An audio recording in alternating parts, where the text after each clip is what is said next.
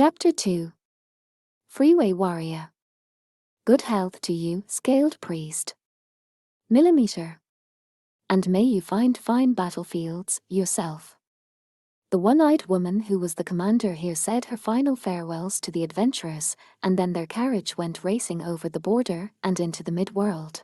It had been just over a week since they set out from the frontier town. The sky was blue, the wind carried the smell of the fields, and the journey was quite pleasant overall. And best, the horses and carriages female merchant had acquired were of the highest quality. When priestess pictured a carriage, a luggage rack and curtain were the extent of the accoutrements she imagined, so she was taken aback by her current conveyance. It had silk cushions lining benches on which one could recline at ease, and it was wide enough to stretch out one's legs. And the way it hardly shook at all. There were springs under the floor, explained female merchant, who held the reins. Priestess's reaction to this was, springs? That was all. Her discomfort at having no idea what sort of mechanism was involved did not last very long. After all, to go from riding almost amid the luggage to this most luxurious of carriages made her feel like a princess. There was that carriage the archbishop rode in, but that was made to be discreet. This was different. It was the very best carriage the head of the Merchants' Association could requisition. Priestess was enjoying this very rare opportunity. HRRM, by contrast, High Elf Archer was puffing out her cheeks. She seemed awfully friendly with you, she teased Lizard Priest, her long ears twitching. Awfully friendly. You know her from someplace. Oh, an acquaintance from long ago, Lizard Priest said with a slow shake of his head, evidently unmoved by High Elf Archer's tone. Ahem, though when I say long ago, I do not mean a century or two. Yeah, I get what you mean, High Elf Archer replied, sticking out her modest chest. You short-lived people think of 50 years as a long time, right? Har har har har har har har. Lizard Priest laughed openly in earnest acknowledgement of this truth. Or perhaps he had taken High Elf Archer to be making a joke. I might call her a former comrade in arms, or perhaps a former employer. So a friend of yours. Indeed. How, really? High Elf Archer murmured, then lay back on her seat. That might sound somewhat uncouth, but the elf made it look downright elegant. She appeared to be quite at home, virtually of a piece, with the resplendent carriage, and so it was not her behavior that caused Dwarf Shaman to snort, but her clothing. You weren't able to do anything about that outfit, lass. Huh. There's nothing wrong with my outfit, she retorted. She kicked her feet and was upright again in an instant. The clothes she had on were altogether different from those she normally wore. They were going to a foreign nation and adventuring in a desert at that. They had each prepared their gear. Goblin Slayer wore a mantle over his usual armor to help block the sun, as well as he might. The light would heat the metal, and the best he might hope for would be to end up a little cooked, but if he wasn't careful, he could die inside that armor. High Elf Archer, however, had really gone whole hog, as it were. She was wearing a long-sleeved, long-hemmed shirt made of a thin cloth, and leg coverings of the same. There was even a cloth wrapped around her head. A belt tied around her waist kept it all together. It looked easy to move in, but I knew you were busy buying something at the capital.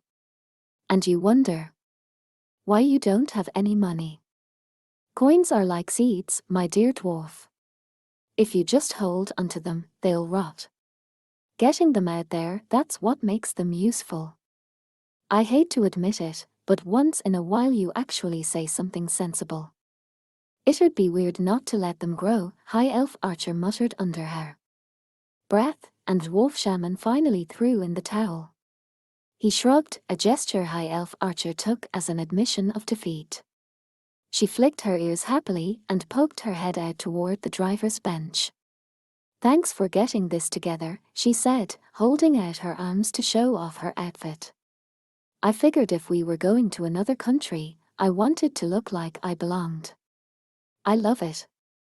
Oh, of course, female merchant said, taken off guard by this burst of approbation. Think nothing of it. I don't know much more about this place than you do. If you like the clothes, that's what matters. The slight flushing of her ears indicated that she wasn't entirely unhappy with High Elf Archer's compliments. Priestess smiled a little more, then decided to lend her dear friend a helping hand. She herself was very unused to praise, after all. I don't know much about commerce, but don't you handle a lot of things from foreign countries? I handle many, and see even more. But I rarely try on the wares. Female merchant was visibly relieved to return to a subject she had some experience in. Even less do I. She took a moment to find the words. Go to a shop and have something made for a friend. It's not the same thing. Not at all. I was nervous. Priestess giggled while female merchant rubbed the nape of her own neck, looking down in embarrassment. There was no one here who didn't know what marked that spot. But for just that reason, she was able to be this relaxed with them, and that made her happier than anything. Man, I should have invited you when my big sis got married. High Elf Archer kicked her feet with some disappointment. Did the abrupt change of subject, the inability to remain focused on one thing for long, come of her being an elf or simply her being her? A little of both, probably, Priestess thought and smiled, catching female merchant's eye.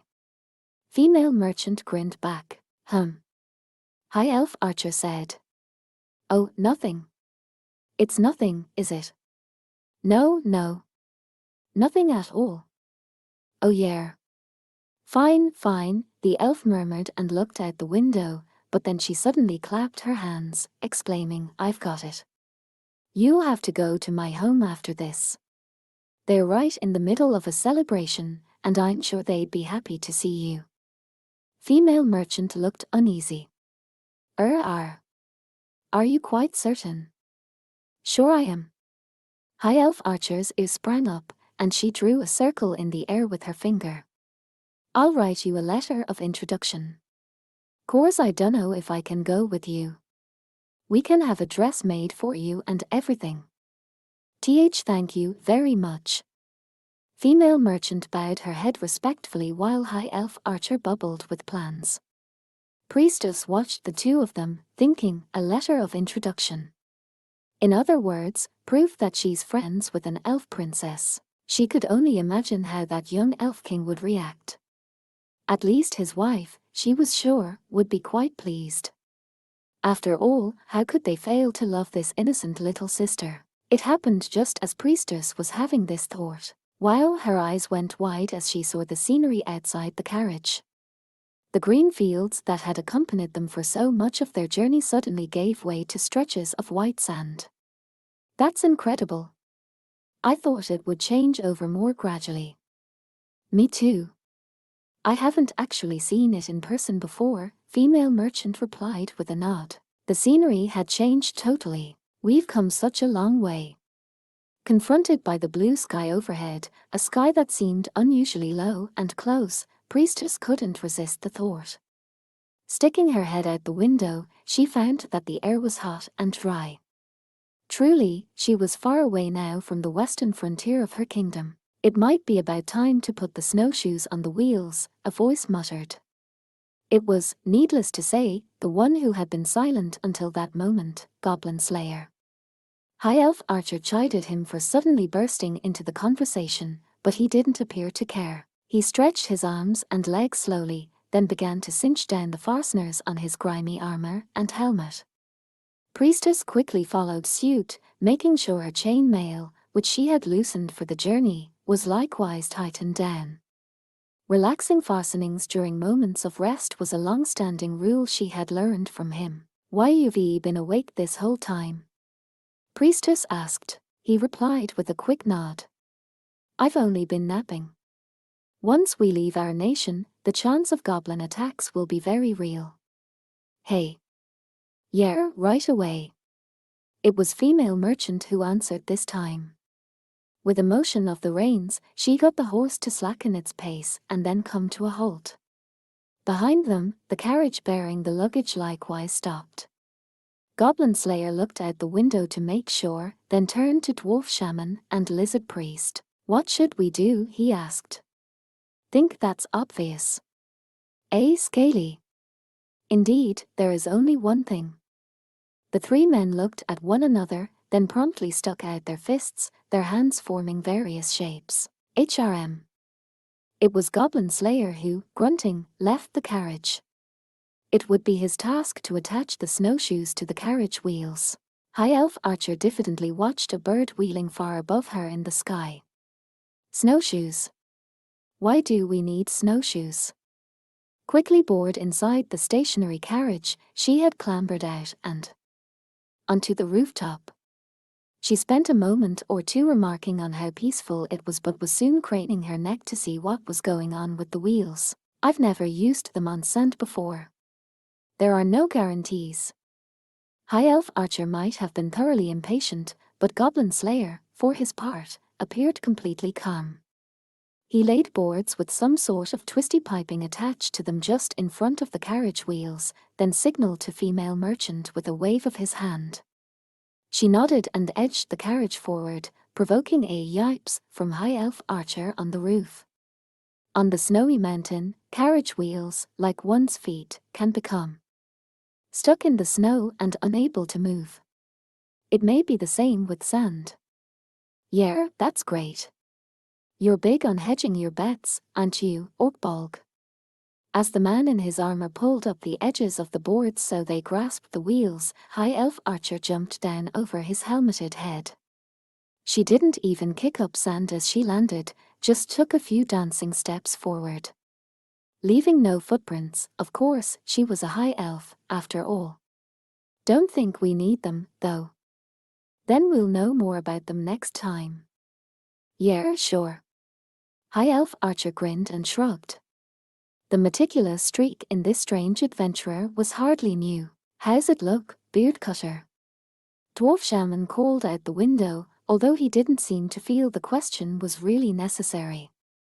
These snowshoes had been made by dwarfs, you see, and he was more than confident that there would be no issues with them. "We'll have to run them to be sure," Goblin Slayer answered with a shake of his head. "I may not have attached them the right way. I'm sure you followed the instructions, but instructions ain't always perfect."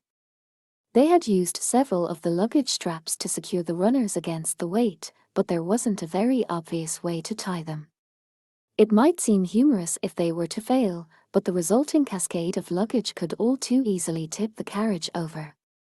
If you simply laughed this off as stupidity, then you would never make progress or find ways to improve. Dwarfs knew better than anyone that steel could only be tempered by heating, pounding, and then cooling it. Dwarf Shaman leaned his stubby body out the window as far as he could to inspect the carriage wheels, then gave a nod of approval.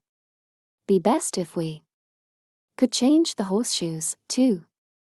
"Horseshoes," Goblin Slayer repeated softly. He had the knowledge, of course, but not the know-how. Does one change horseshoes for the desert? What I hear, sand dwellers use round shoes for their horses. Maybe to keep the horses from sinking in the sand, or maybe to take the burden off the hooves. Goblin Slayer grunted at this explication. If and when he got back, he would have to ask the owner of the farm about this. That person knew far more about domestic animals than he did. For the time being, perhaps we can simply wrap their hooves in reed-woven hoof covers. Make sure they get water, too. And let them graze now, while they can. Then Dwarf Shaman glowered at the sun blazing above them. "And see if you can do it before you cook in that armor of yours." "That's the plan." In the distance, High Elf Archer could be heard complaining about how hot it was. The driver of the luggage carriage behind them was making similar preparations for the desert. "Want me to take care of the horses?" High Elf Archer asked when she saw this. She was met with an indifferent "please do" from Goblin Slayer. She bounced over to the horses and spoke a few words in a language that did not belong to people. Goblin Slayer silently busied himself affixing the snowshoes to the second and third wheels. Each phase of the job was accompanied by the creaking of the carriage moving back and forth, and inside Priestess had a finger to her brow, striving to commit everything to memory. Someday, she might come to the desert herself to fight goblins. Not that she could readily imagine it, but that didn't mean it wouldn't happen. And if it does, I'd like to be prepared. No amount of preparation could make one completely content, which is to say, completely eliminate worry. But it could, nonetheless, be helpful. Not all the time or in every situation, but she would be happy if it sometimes helped. Still, I thought it would be more, like a sleigh. This was another conundrum she wanted to resolve. Lizard Priest rolled his eyes in his head and leaned forward, amused by her mumbled words. Inquiries from the next generation were always gratifying. There is ofttimes more than one way to approach things, that is all it means, he said. Carriages, for example, might have 2 wheels or 4, they might be pulled by one animal or several. They might be designed primarily to carry luggage or focus on speed as the owner wished. There was an endless number of possible variations. The particular choices we make are not right, nor are they wrong. Such is the way of the world. I see, Priestess nodded. This made sense to her. What's more, sometimes a flaming stone from the heavens may crash suddenly down upon us. The point being that unexpected things happened in life. So saying this, Lizard Priest took out some provisions. No, perhaps it should be considered a light snack, consisting of a bit of cheese, and started in on it. Priestess watched him exclaim over his food with a fond smile, then decided to ask her next question. I wonder how the people here live. Perhaps we will discover the answer when we arrive. Horses, for one thing, cannot live without grass.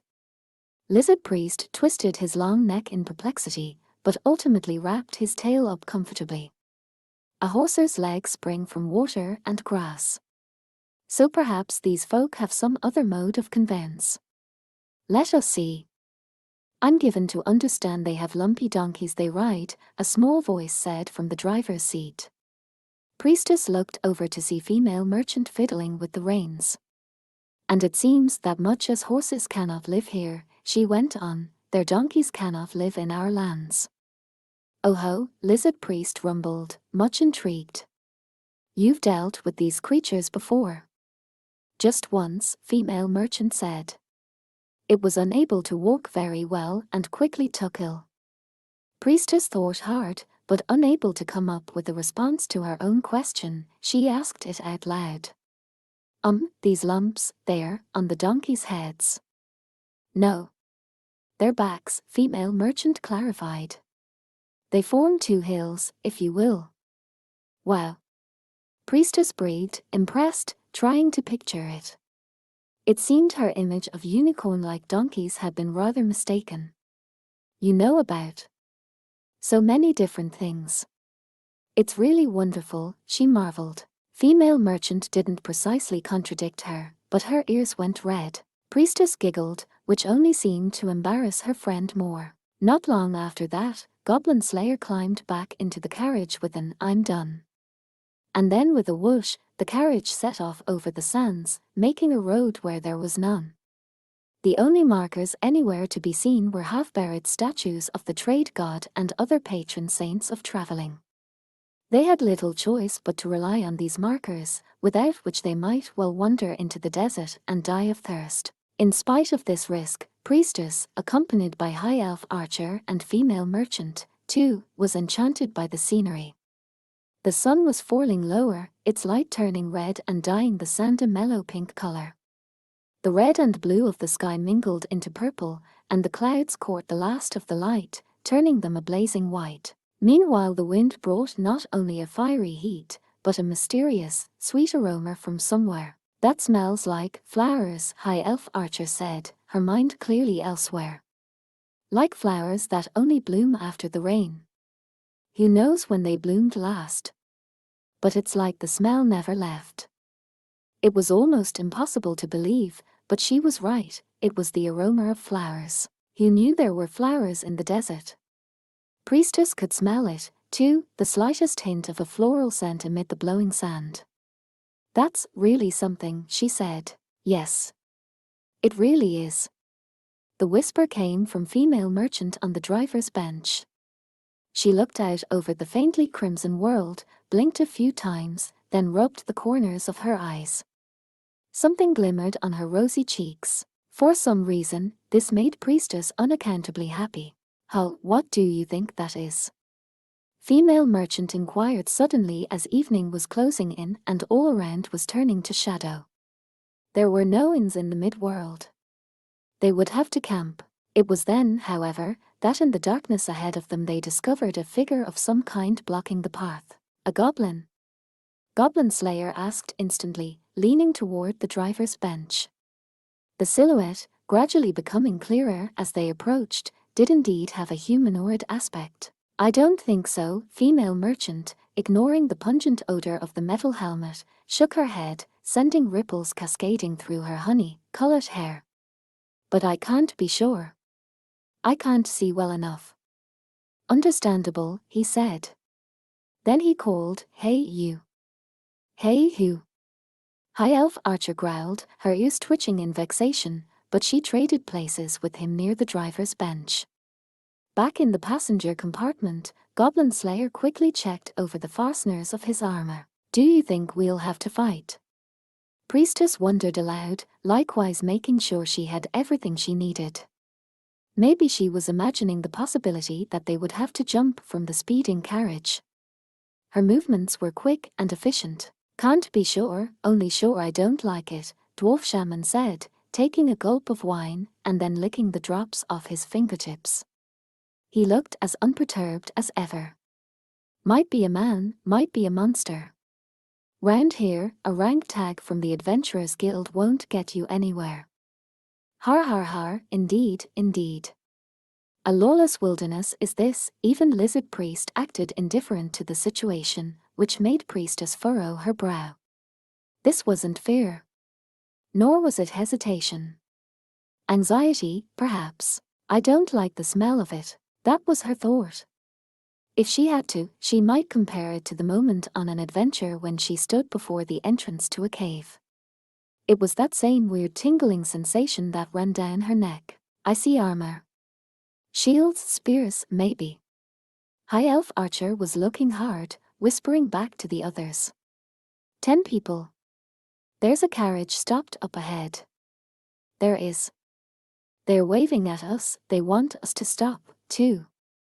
Sounds like a checkpoint, female merchant said with relief. This territory didn't precisely belong to either nation, but both sent out patrols. Even here in another country, the sight of soldiers was at least somewhat reassuring. The travelers might not have the backing of the Adventurers Guild here, but female merchant had the patronage of her nation.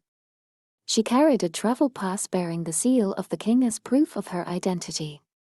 She would simply present it and explain that she was a merchant traveling with her bodyguards. She turned to speak through the opening behind the driver's bench. "They might want a cut of what we're carrying. A few coins should do the trick." That was the way of the world. "First, we'll head for the nearest city. We might not make it tonight, but at least we can be there by tomorrow. Then we can find out more about." As she began to slow the carriage, though, High Elf Archer cried out, "Speed up." Female merchant looked at her with confusion. "Just do it." "What?" But what about the checkpoint?" "Forget it," Goblin Slayer said pointedly from inside the carriage. "Go."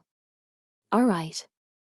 Without further argument, female merchant cracked the reins. The sharp sound was followed by a whinny and then the clopping of hooves as the carriage picked up speed.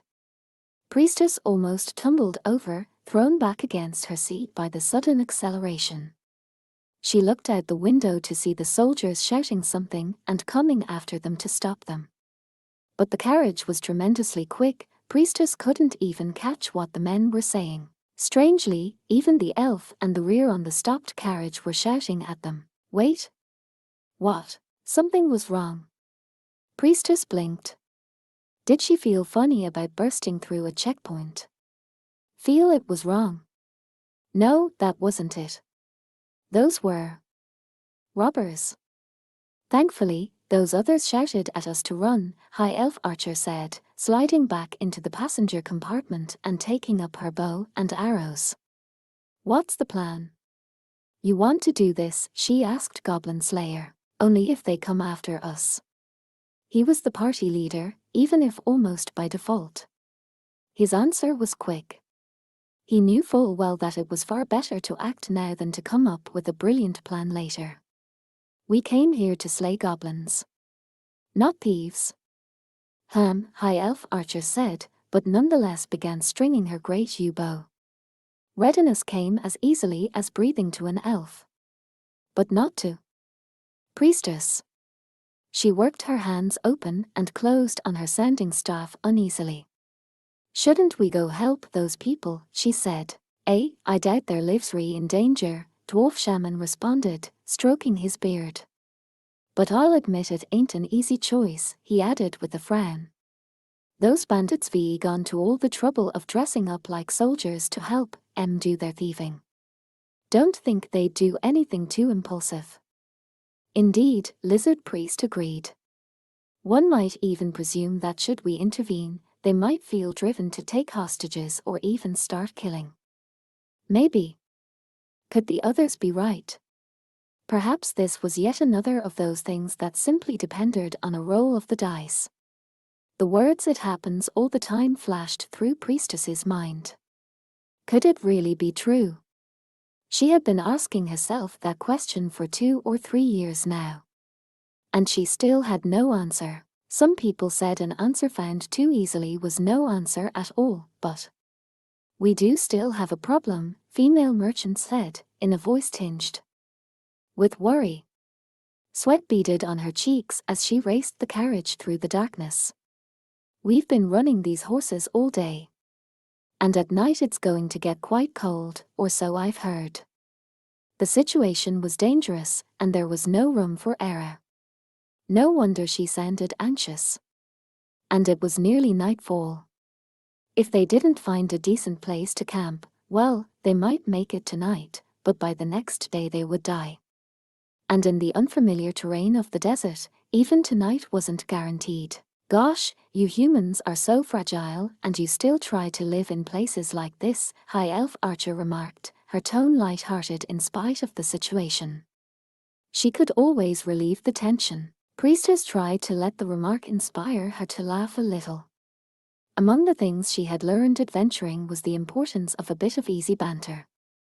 The places you elf folk live in are too cramped, she said. We live in nature, though. You humans are bent on changing it.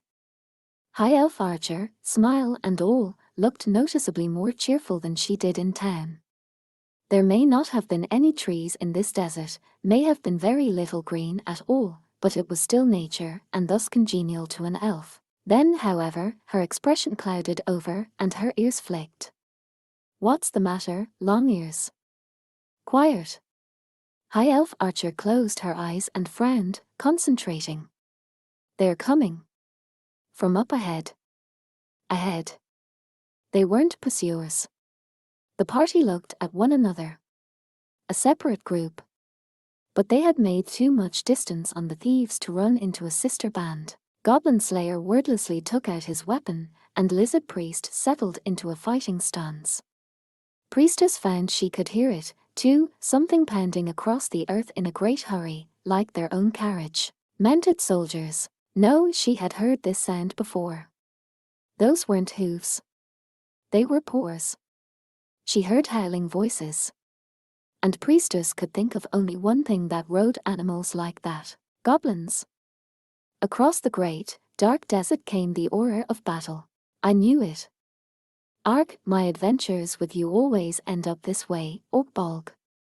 It was a goblin hunting quest, wasn't it? Yeah, but still. Even as she complained, High Elf Archer leaned smoothly out the window and fired off an arrow. The butt-tipped bolt flew straight and true despite the darkness, disappearing across the sands accompanied by the musical twanging of the bowstring. A second later, the carriage plowed between goblin riders clutching a sundered rope.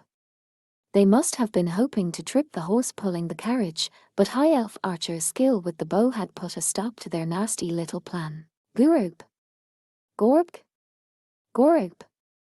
Of course, if that was enough to get them to give up, they wouldn't be goblins. The realization of how powerful their enemies were only made them angry, and anger made them crave vengeance. Jabbering cruelly, the riders hunkered down against the necks of their wargs and gave chase. Female merchant bit her lip while listening to the awful shouts. It was more than simple fear that caused the hands holding the reins to shake. From inside the carriage, though, it was impossible to see how bloodless and pale her face had become. "Change with me," Goblin Slayer said abruptly. He glanced out the window between the cabin and the driver's bench, issued these 3 sharp words, then opened the carriage door. Immediately, a great rush of air filled the carriage, howling like a storm. Sun, still bearing the last of the day's heat, entered the cabin as well, causing Priestess to cough. "I think," female merchant started, the shaking of her voice almost keeping her from getting the words out, "I can do it." But Goblin Slayer wasn't looking for her opinion. "No, I may need you to use spells if the moment calls for it." His voice, as ever, was nonchalant, almost mechanical.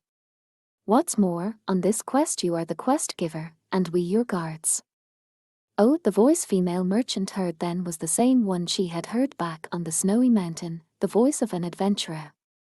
"Yes. Very well." She steeled herself and nodded.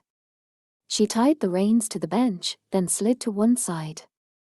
As the carriage raced along, she grabbed the railing on top and stepped onto the running board. It would all be so simple if the carriage weren't moving. Even at this speed, it wasn't that difficult. But the fear and anxiousness on her face had nothing to do with any chance of falling amid the whirling sand. GGR. Goop. Gorb. Goop. HRGH. She could tell the goblins were close. How easily could they catch a horse-drawn carriage on wargs? They were trying to ride up alongside, hoping to drag their foolish prey off the vehicle. She thought she could feel them breathing. No, it must just be her imagination. The howling wind whipped the monster's noxious breath away. But still female merchant couldn't shake the sense that she could feel it just behind her. She had to move quickly. She knew that. It was dangerous to stop. Of course. But her body wouldn't obey her will. Her neck burned. It hurt.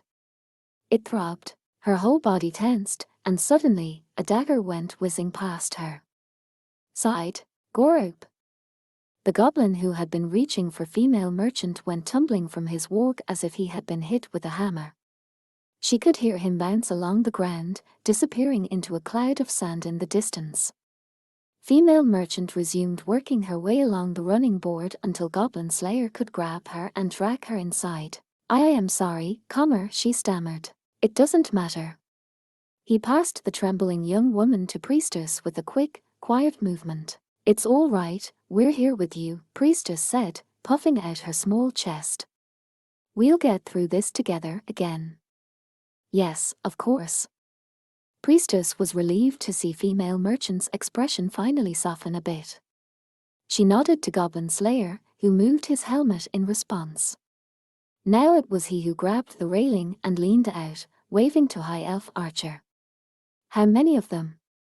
"Hold on, I've got to get up top to be sure." "Do it." High Elf Archer scrambled out as nimbly as a squirrel, quickly disappearing from view. Goblin Slayer moved through the darkness to the driver's bench, glaring at the oncoming goblins all the while. His armor made the transition a little safer, and while he didn't have the elegance of High Elf Archer, he still appeared practiced and certain. As soon as he reached the driver's seat, he gave a crack of the reins. "Gorp! Grog!" Ignoring the goblins' jabbering voices, he kept the horse running. He didn't look back as he made his calculations. "Caltrops and oil are out of the question with the other carriage behind us." He didn't even know if oil would have the intended effect when used on sand. Nor was he especially eager to find out. He would not be able to handle this alone. Well, he would simply rely on the others, then.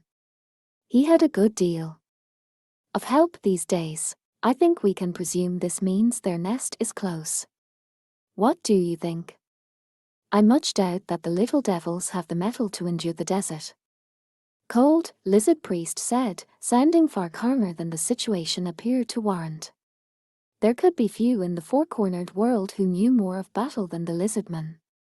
Nonetheless, as to whether we might scatter and destroy them. Well, I dare say the terrain is on their side. I want information, but they aren't the only ones we can get it from. The little devils are too ready to talk anyway. A quick tongue is hardly to be trusted. We exterminate them, then. We do as we always do. The two storied warriors quickly agreed on death and destruction, and such they would pursue. The only question was how to go about it. Hey, they're wearing armor. High Elf Archer told them, poking her head upside down through the window. So they are well equipped. To Priestess, this evoked unpleasant memories of the ogre and the goblin paladin. They wouldn't go far wrong in assuming that was some greater power behind the little monsters. Some unholy alliance at work. I'd say about 15 of them left, High Elf Archer added, apparently remembering what she had gone up on the roof to do in the first place, and then she disappeared again. Correction, 14. There was another distant goblin shout. Shot through with an arrow, no question. Gob? Gorg? Goragurb. But the goblins, of course, would not stay quiet for this. Indeed, they began screaming. There had been a frightened young woman on the driver's bench. And it was an elf girl shooting at them. They were not about to let this opportunity get away, and their tiny brains were full of fantasies of what they would do once they had their hands on the women. And such thoughts would always spark violence. A belated moment later, there came a chorus of fizz sounds as something flew through the air. One of the things lodged in Goblin Slayer's armor with a thwack. He pulled it out and inspected it, discovering a slim arrow. It was light and short, like a child's toy, but it was perfectly capable of piercing and tearing flesh. Short bows. Mounted goblin archers. He grunted, unimpressed. Then he broke the arrow in half. If they had crossbows, it could be real trouble. I'll entrust the luggage carriage to you. Yeah, sure. Let the elf do the dirty work. Goblin Slayer took the reins in hand, slowing the carriage speed. In perfect sync, High Elf Archer danced through the moonlit sky without so much as a footfall. As she flipped through the night, she glanced down at the ground from the air. With her left hand she loosed 3 arrows. Gorop? Gop? Gorp? The arrows rained down on the enemy, throwing goblins from their mounts and onto the earth. 11 more to go. Hup. When she landed lightly on the luggage carriage, High Elf Archer wasn't so much as breathing hard. The driver, who looked like a professional carriage wrangler, was cowering on the bench. He might have been used to bandits and thieves, but being pursued across the desert by goblins. He must have thought he was going to die. I should never have accepted this job, no matter how good the pay was, he blathered. Guess there's all kinds of humans. For example, desert bandits, adventurers, and weirdos who came to places like this to kill goblins. Carriages, mounted pursuers, a running battle from one to the other, these should have been the ingredients of a fantastic adventure. But nothing that involves goblins is a real adventure. A high elf drawing her bow in the moonlight under a starry sky has the sort of beauty that legends are made of. Her arrows could snuff out life mercilessly, and one sent another goblin tumbling into the sand. 10 more. Well, I think Longears has got this under control, don't you? Taking on a high elf archer on open ground was the height of foolishness. No one knew that as well as a dwarf, but Dwarf Shaman kept his tone light. He took a gratified sip of his wine as if he was simply there to enjoy the scenery, but the slingshot in his hand revealed the lie to this image. He was clearly ready to respond in a flash should anything happen. I'm afraid there's not much ammunition to be found inside a carriage, is there? Priestess, likewise armed with a slingshot, said. She looked very serious. She normally found the sling a redoubtable companion, and she still trusted it, but only so long as she had stones to feed it. One could keep a pouch of gemstones on hand, but even this had its limit. And the desert promised no easy task finding stray gravel. But then, the same was true of high elf archers' arrows. Supply was limited. The goblins do have some resources, though, Goblin Slayer said darkly. And I don't believe these ones are simply a wandering tribe. We must strike the trunk, or batting away the branches will be pointless. Any hero, howsoever great, will be defeated should their lines of supply be cut off, Lizard Priest agreed with a nod. But we can't do it right now. The enemy's next move had to be coming. The more so if they had a leader. It was Goblin Slayer's ceaseless vigilance that allowed them to discover it. But it came late, for he was a human and did not see well in the dark. By the time he noticed the pile of wood buried in the sand, the remains of a carriage, and pulled hard on the reins, it was too late. The horse's hooves sank into the sand, and it began to whinny noisily. I knew the terrain was on their side, Goblin Slayer said with a sharp click of his tongue. Even as he spoke, the horse was sinking, the carriage beginning to tilt. It's a trap. And we were chased right into it. Quicksand. Dwarf Shaman called. Don't panic, if you don't struggle, it won't get up to your head. We might be able to stay calm, but what about the horse? Female merchant asked fearfully. Faced with this unfamiliar situation, the animal was crying wildly and shaking its head. Each time it kicked its legs or shook its body, it was sucked deeper into the sand. Tie a rope to the carriage behind and see if we can stop the animal. Goblin Slayer pulled on the reins, firing off instructions even as he tried to calm the horse. It might not be the best possible idea, but it was the one he had. To let ourselves be destroyed in one fell swoop here would be idiotic. Understood, came the prompt response from Lizard Priest, who had been all but left out of the battle. He jumped down from the carriage with all the power of a wild animal. Here, a grappling hook. Priestess called, tossing the item plainly to him.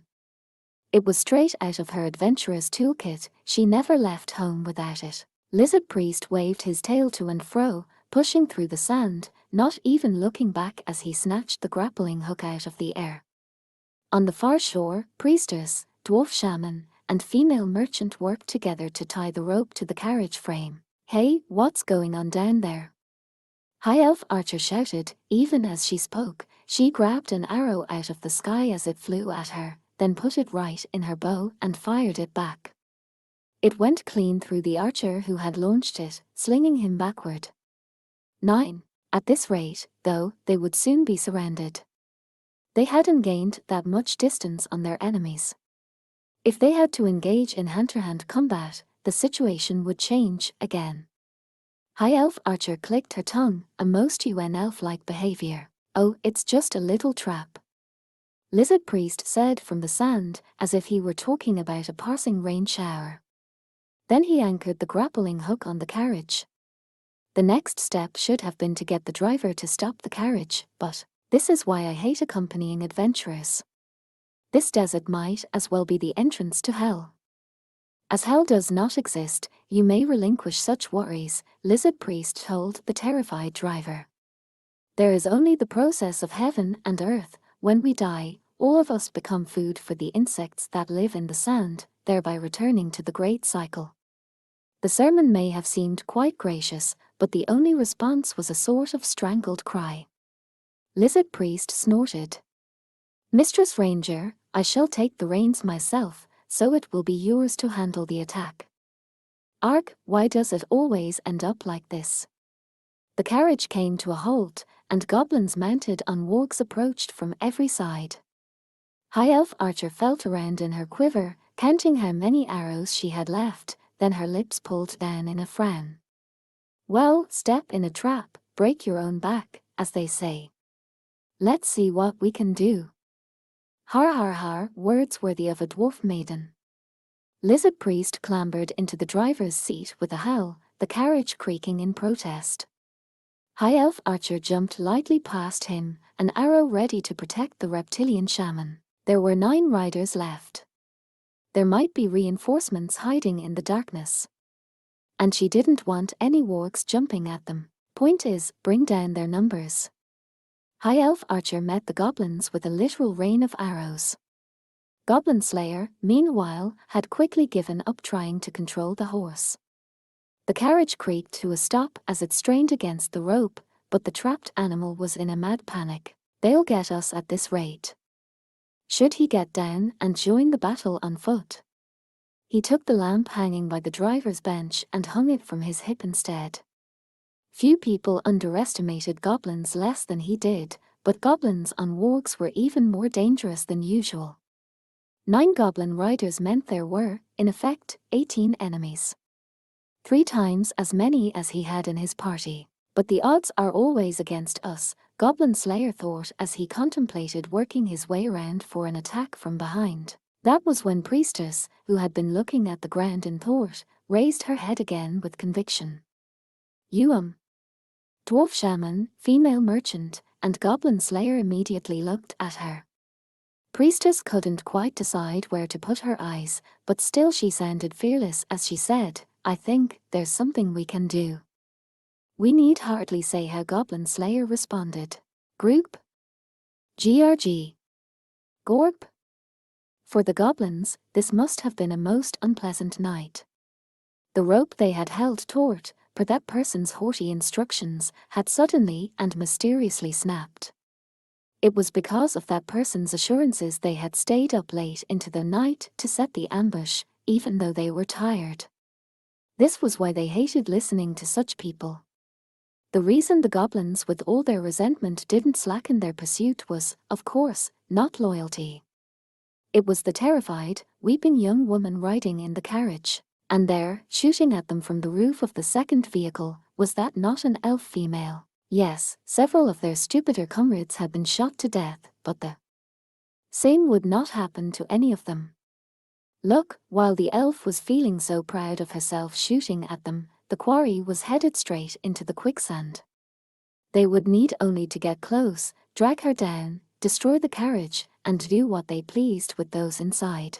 Now was the moment, now that the carriage was stopped. No need to hold back anymore. These people had tried to kill them.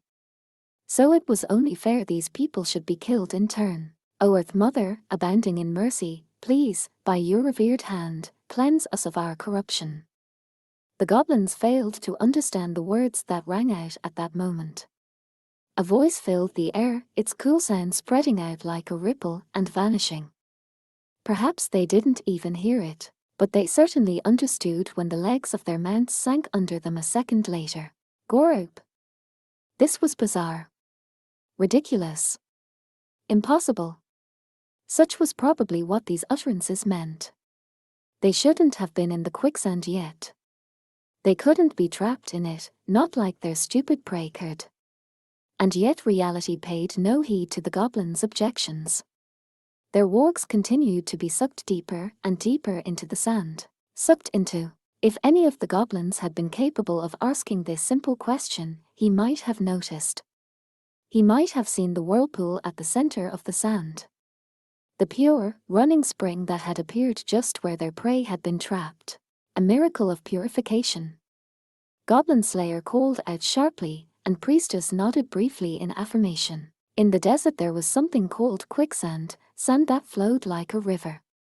Spearman and Witch had told Priestess about this before she left, and now her mind whirled. They said it was bottomless, like a swamp. Exceedingly soft, a horser's hooves would sink into it. It was like a bucket of sand with water poured into it. It might look like just plain sand at first glance, but if you so much as stuck a finger into it, you couldn't get it out. Because the appearance was deceiving, you couldn't see all the water. It's essentially a sandy spring, and if so, there was no reason she couldn't use Purify on it. Priestess was relieved to know her request had reached the Earth Mother. She had admonished herself never to offer another prayer that would earn a rebuff as she had before. Naturally, she was only able to purify some of the sand. She had created a pure spring, and other sand nearby rushed into it. The mix of water and sand instantly created quicksand that would suck in anything standing in it. It was only for that one instant that someone could have seen an actual spring in the middle of it all. But she knew that he would take advantage of that instant. He and her friends. Do that thing you did with the sea serpent. You got it. Goblin Slayer did indeed begin shouting instructions immediately, and Dwarf Shaman promptly shouted back. Then he began to intone a spell that would be salvation to the drowning horse and carriage. Nymphs and sylphs, together spin, earth and sea are nearly kin, so dance away, just don't fall in. The horse's hooves bit into the water. Its body began to float. The sprites lifted it up, encouraged it, and helped it along the surface. Dwarf Shaman whistled to see the horse, enchanted with the water walk spell, trotting along. Us spellcasters do pull our weight. Beard Cutter, the least you could do is remember a spell's name. It was too sudden, he said from inside the metal helmet. Cast it on the horse behind as well. We're going to fly. On it. As Dwarf Shaman set about calling out to his sprites again, Priestess let out a little breath of relief. Thank goodness it worked. You're really something, female merchant said, looking wide-eyed at her. Me? Oh, no, Priestess responded with a shake of her head. I just relied on what I'd been told. I didn't figure any of it out myself. She was just lucky it had worked. This wasn't really a tactic to rely on in a serious fight like this. What would have happened if it had turned out to be a mistake? For all her thinking, she'd had no backup plan, and that sat uneasily with Priestess. Certainly she didn't feel she had any call to be proud of what she had done, even less so arrogant. No, you helped. Why did those words, murmured from within the metal helmet, make her so happy? Right. She nodded quickly, then looked down at the tied-off rope in hopes of hiding the flush in her cheeks. It was truly made for adventurer. Even under the weight of the other carriage, it only creaked and groaned, it never threatened to snap. Excuse me, female merchant said, finally too restless to bear it any longer. I can keep an eye on this. Her meaning came across clearly, she wanted something to do. Priestess understood that feeling very well. All right. She nodded, smiling. Let us know if there's any trouble. Right. Female merchant exclaimed, then took the knot of the rope. Firmly in hand, pressing it down. Satisfied that all was in order, Priestess slid across to the passenger seats, only to find herself looking at Dwarf Shaman. When she saw the grin on his face, she puffed her cheeks out with a hmph. But that sweet show of annoyance just seemed to amuse him more. He burst out laughing, and Priestess felt, how to put it, I wish you'd not. Or, no harm in it, lassie. I mean it in the best possible way, having a laugh to see you've become a real adventurer. Could that be true? She certainly didn't feel it herself, but she was aware of the rank tag that dangled just underneath her clothes. She was starting to become used to the weight of the steel, she thought, but there was still something that felt funny about it. Hey, who did all that just now? High Elf Archer asked, her voice like a tinkling bell as she vaulted into the carriage. The fact that her quiver was much lighter than before bespoke the fate of many of the remaining goblins. Drowning, confused, and trapped, she had picked them off one by one. Priestess imagined the bodies of the goblins and their wargs left in the sand. She felt no sympathy or sadness for them. There was no tug on her heartstrings. There was only, in her heart, a prayer that their souls would safely reach heaven. It was all thanks to the little lady here, Dwarf Shaman said with a stroke of his beard and a gleam in his eye. What? High Elf Archer exclaimed. I knew that weirdo was a bad influence. Just make sure you don't make your god angry at you, okay? No, I mean yes. I mean. It's all right. I'm being careful these days. Priestess was thrown, embarrassed by this display of genuine concern. These days? High Elf Archer replied, squinting suspiciously, but one could only smile.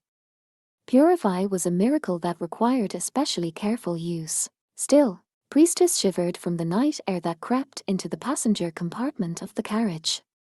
They had just overcome one obstacle. But that was all.